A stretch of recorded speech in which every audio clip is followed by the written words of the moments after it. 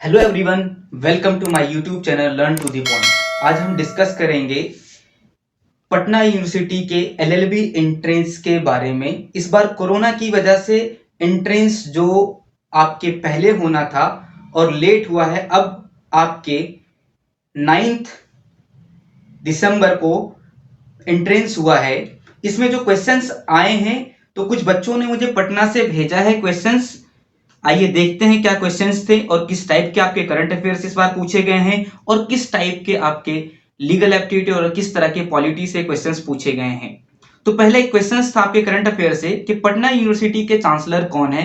तो उसमें ऑप्शंस थे कि राष्ट्रपति या बिहार का मुख्यमंत्री या बिहार के राज्यपाल। तो उसमें से आपके राइट आंसर होंगे बिहार का राज्यपाल। दूसरा क्वेश्चन था कि सुप्रीम कोर्ट के वर्तमान में चीफ जस्टिस कौन है।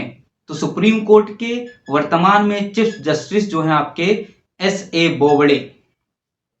तीसरा क्वेश्चन था आपका, मोदी जी प्राइम मिनिस्टर बने हैं तो वो कितने नंबर के प्राइम मिनिस्टर बने। तो इसमें ऑप्शंस जो बता रहे हैं बच्चे कि 14 भी था और 15 भी था। अगर 14 और 15 है तो 15 आपको मानना है। अगर सिर्फ 15 नहीं होता तो 14 होता, क्योंकि आपके एक कार्यवाहक प्रधानमंत्री रहे गुलजारी लाल नंदा जी, तो उनको भी अगर इंक्लूड किया जाए तो 15 में 15वां नंबर पे आपके प्रधानमंत्री नरेंद्र मोदी जी प्रधानमंत्री बने हैं। उसके नेक्स्ट क्वेश्चन देखते हैं कि 2014 में सचिन तेंदुलकर के साथ और किसे भारत रत्न दिया गया था। भारत रत्न क्या है कि ये भारत का सबसे सर्वोच्च सम्मान होता है। तो सचिन तेंदुलकर के साथ, सचिन तेंदुलकर हमारे सबके फेवरेट हैं और बहुत ही फेमस क्रिकेट प्लेयर हैं। तो उनके साथ जो दिया गया था भारत रत्न सी.एन. राव को। किसको? सी.एन. राव को। ओके, नेक्स्ट क्वेश्चन देखते हैं कि भारत के राष्ट्रपति अपना त्याग पत्र किसे देगा। अगर भारत का राष्ट्रपति अपना त्याग पत्र देना चाहता है तो वो किसे देगा। इसके राइट आंसर होंगे उपराष्ट्रपति को, वाइस प्रेसिडेंट को। इन केस अगर वाइस प्रेसिडेंट ना हो तब आपके भारत के राष्ट्रपति किसको देंगे? भारत के सर्वोच्च न्यायालय के मुख्य न्यायाधीश को।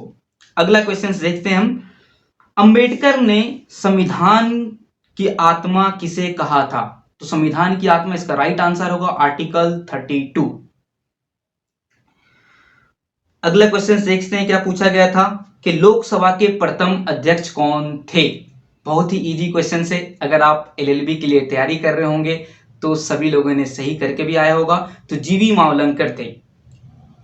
अगला क्वेश्चन देखते हैं, संविधान सभा के प्रथम अध्यक्ष कौन थे। तो इसमें ऑप्शंस में थे आपके डॉक्टर भीमराव अंबेडकर, राजेंद्र प्रसाद, पंडित जवाहरलाल नेहरू और एस.एन. चटर्जी। तो प्रथम जो इसके राइट आंसर होंगे वो डॉक्टर राजेंद्र प्रसाद होंगे। डॉक्टर राजेंद्र प्रसाद होंगे। आई होप कि आप लोगों ने सब सही किया होगा।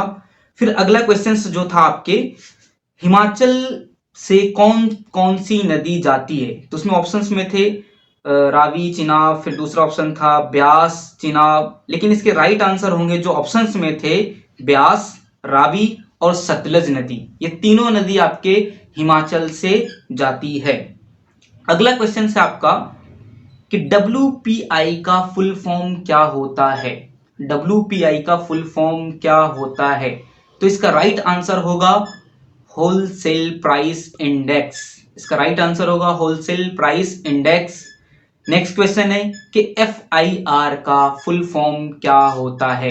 तो FIR का फुल फॉर्म, यहाँ इसका राइट आंसर होगा फर्स्ट इंफॉर्मेशन रिपोर्ट। और आप लोगों ने कभी कभी कुछ सामान चोरी हुआ होगा तो आपने लिखवाया भी होगा, तो फर्स्ट इंफॉर्मेशन रिपोर्ट कहते हैं।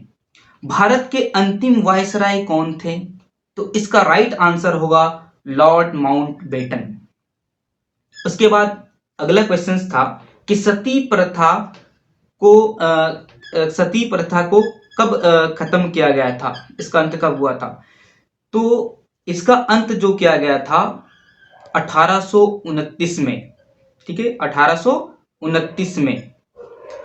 नेक्स्ट क्वेश्चन है आपका, 2009 में शिक्षा से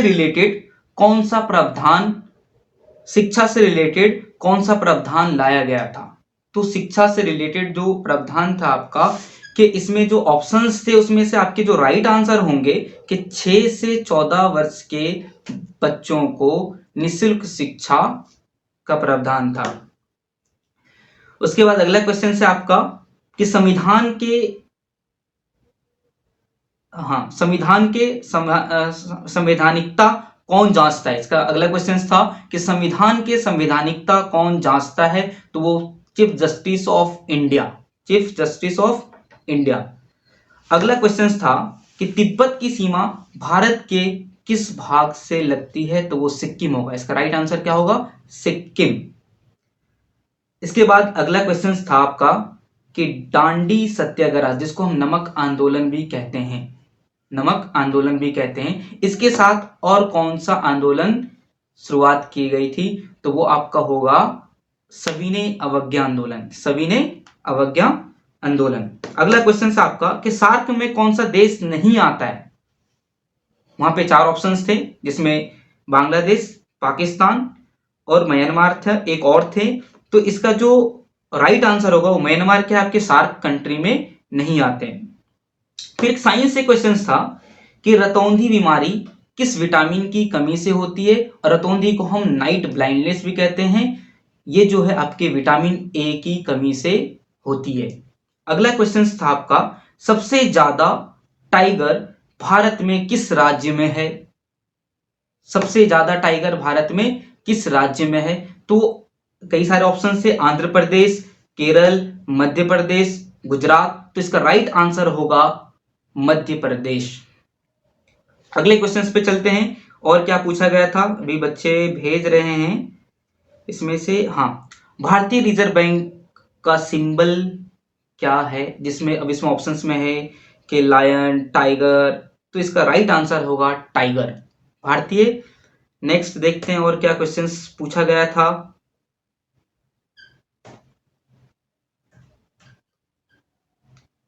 ओके, एक और बच्चे ने भेजा है कि संसद किससे बनता है? इसमें ऑप्शंस थे राज्यसभा, लोकसभा, प्रधानमंत्री। दूसरा ऑप्शन था राज्यसभा और लोकसभा। तीसरा ऑप्शन था राज्यसभा, लोकसभा और राष्ट्रपति। तो ये आपका करेक्ट आंसर होगा राष्ट्रपति, लोकसभा और राज्यसभा, इससे आपके संसद बनते हैं। अगला क्वेश्चन था जापान के संसद को क्या कहते हैं? तो इसके ऑप्शंस थे कांग्रेस, पार्लियामेंट, डाइट और दीवानी। तो इसके राइट आंसर होंगे डाइट। जापान के संसद को डाइट कहते हैं।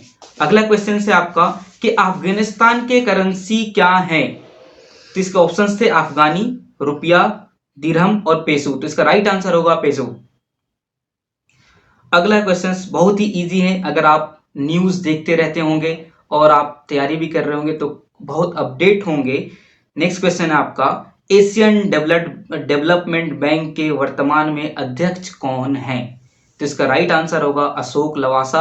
अब अशोक लवासा जी आपके चुनाव आयुक्त भी थे, वहां से उन्होंने रिजाइन देकर एशियन डेवलपमेंट बैंक को ज्वाइन किया और वहां के अध्यक्ष बनाए गए। तो वर्तमान में अभी वो एशियन डेवलपमेंट बैंक के अध्यक्ष हैं और ये राइट आंसर होगा। अगला क्वेश्चन था आपका सर्वोच्च न्यायालय के न्यायाधीश कितने एज तक अपने पद पर रह सकते हैं? तो सर्वोच्च न्यायालय के न्यायाधीश मैक्सिमम 65 इयर्स एज तक ही रह सकते हैं। अगला क्वेश्चन था आपका कि हाइड्रोजन फ्यूल जलने के बाद क्या बनता है? साइंस से क्वेश्चन था कि हाइड्रोजन फ्यूल जलने के बाद क्या बनता है? तो हाइड्रोजन फ्यूल जलने के बाद वाटर H2O और हाइड्रोजन पेरोक्साइड H2O2 बनता है। ओके, इसमें कार्बन डाइऑक्साइड भी ऑप्शन में थे, मीथेन भी थे, लेकिन वो गलत है, आपका वो नहीं होगा। सौर मंडल का सबसे गर्म ग्रह कौन सा है? तो वैसे तो जो आपका बुध होता है वो सूर्य के सबसे पास है, लेकिन सबसे गर्म ग्रह जो होगा शुक्र होगा आपका। ओके, फिर एक और क्वेश्चन था आपका कि बिना तार वाला इनमें से कौन सा है? तो ऑप्शंस थे उसमें सितार, वायलिन, गिटार और ट्रम्पेट। तो ट्रम्पेट इज राइट आंसर, इसमें वायर नहीं होता है। अगर आप LLB के एंट्रेंस दिए तो आप इससे मिला सकते हैं, ये आपके क्वेश्चंस आए थे इस बार एंट्रेंस एग्ज़ाम 2020 के लिए